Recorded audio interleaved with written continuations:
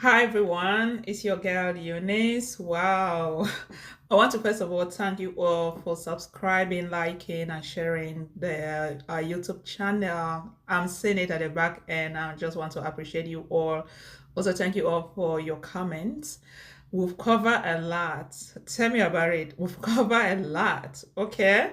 And as I said, those videos have been carefully curated by myself. It took me a while to come up with these videos. So today, I just wanted to provide some guidance that will help you as you start your cybersecurity journey or watching those videos. Okay, so far we've covered the three pillars, GRC, and then we touch base on CIA trial. We go to vulnerability, threat, and risks. Then we start with the very first step on managing security risks, organization risks, where we categorize information system. We've determined the impact levels, both security as well as privacy impact levels.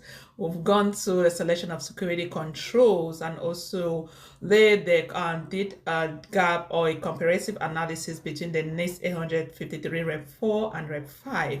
So my thing here is it's not just about watching the videos, it's all about understanding the information I'm trying to pass out.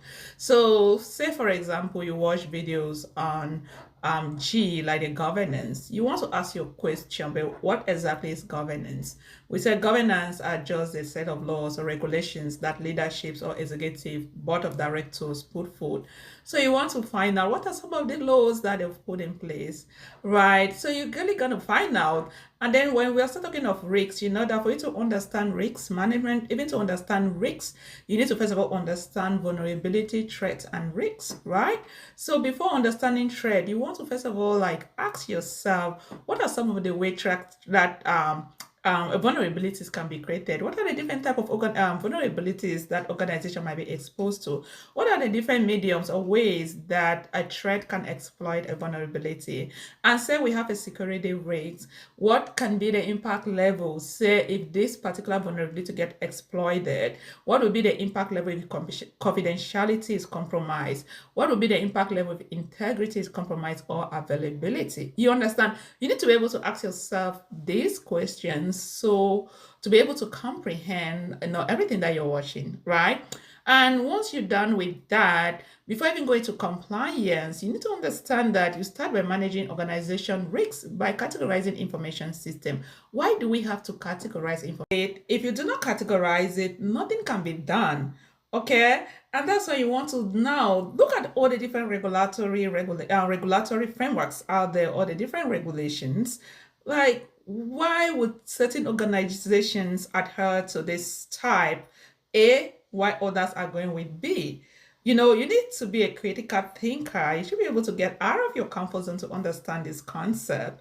Okay, we'll categorize this information system, we'll identify the information types, we have to be in compliance with the different regulatory authorities. With that managing a risk, we cannot even be in compliance. What are some of the certifications that organization can obtain for them to be in adherence with all the different regulatory authorities, right? And after categorizing the information system, what's the next step? What do we do? Right? Do we just categorize it and end at that level? Of course, we are heading to somewhere. We're actually going somewhere, right? That's why we're able to categorize it and then talk about the privacy, like PT and PIA that we also mentioned. Why PT and PIA? Have just even tried to relate it with your own personal experience. For example, you are trying to, maybe somebody sent you an email. Do you realize that you have an option to opt out or to unsubscribe? Or maybe you are going to the hospital and they always keep sending some of these auto-generated messages. Do you know that you can eventually opt that you don't want to receive those messages?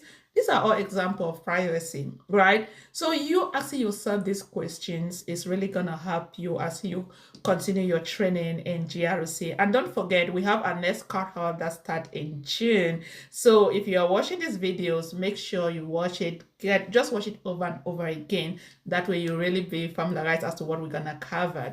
So far, with everything that we've done, the selection of security controls, we are moving now. We start talking about policies. I think the very first one I'm going to introduce in the next video has to do with an SSP, system security plan, because you don't just do this without having any form of documentation, right? In GRC, one of your main job is to be able to read all of this policy, read this document, develop this document at the level of the manager, or if you have like a senior role.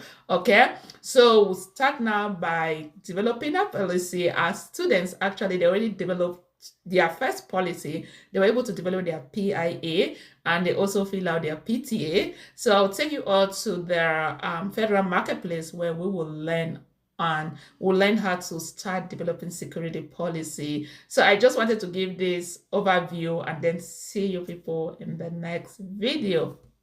Bye.